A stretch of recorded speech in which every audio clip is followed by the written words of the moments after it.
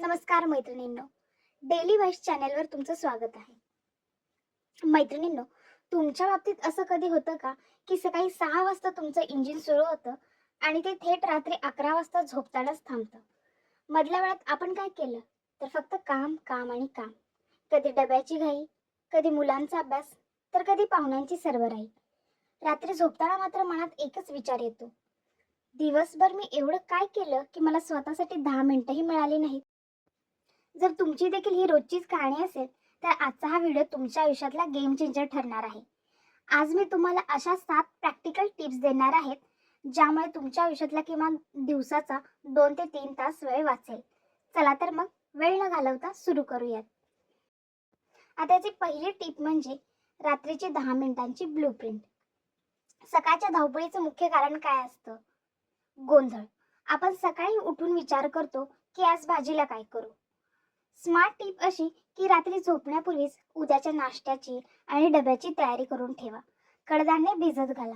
सर्वात महत्त्वाचं म्हणजे उद्या करायच्या 3 महत्त्वाच्या कामांची यादी मनाशी पक्की करा किंवा वहीत लिहून ठेवा. याचा फायदा असा की सकाळी उठल्यावर तुमचं डोकं कन्फ्यूज नसेल, त्यामुळे हात आपोआप वेगाने चालतात. दुसरी टीप म्हणजे किचन मधल्या मास्टर वाटणाची आधीच तयारी करून ठेवणे. आपल्या महाराष्ट्रातील स्वयंपाकघरात फोडणी ही सर्वात महत्त्वाची असते आणि फोडणीसाठी लागणारा मसाला तयार करण्यासाठी 15 ते 20 मिनिटं जातात. स्मार्ट टिप अशी की रविवारीच कांदा खोबरं वाटण करून ठेवा. तसेच आलं लसूण पेस्ट वेगळी करून ठेवा. शेंगदाण्याचं कूट करून एका डब्यात भरा. याचा फायदा असा की रोज सकाळी खलबत्ता किंवा मिक्सरला लावण्याचा त्रास वाचेल आणि रस्सा भाजी अवघ्या 5 मिनिटात फोडणीला जाईल. तिसरी टीप म्हणजे कामाची सांगड घालायला शिका. एकाच वेळी एकच काम करण्यापेक्षा 2 कामाची सांगड घाला. उदाहरणार्थ, कुकरच्या शिट्ट्या होत आहेत तोपर्यंत ओटा पुसून घ्या. चहा उकळतोय तोपर्यंत डब्यासाठी काकडी गाजर चिरून घ्या.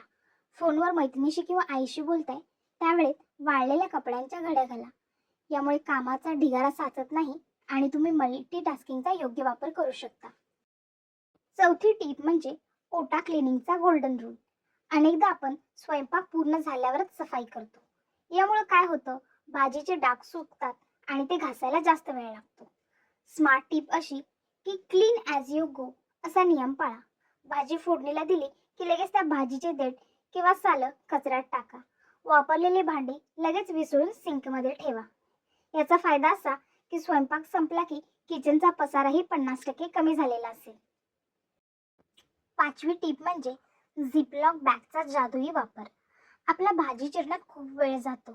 यामुळे भाज्या जसं की भेंडी फ्लॉवर किंवा मटार या भाज्या रविवारी चिरून झिपलॉक बॅगमध्ये किंवा हवाबंद डब्यामध्ये ठेवा.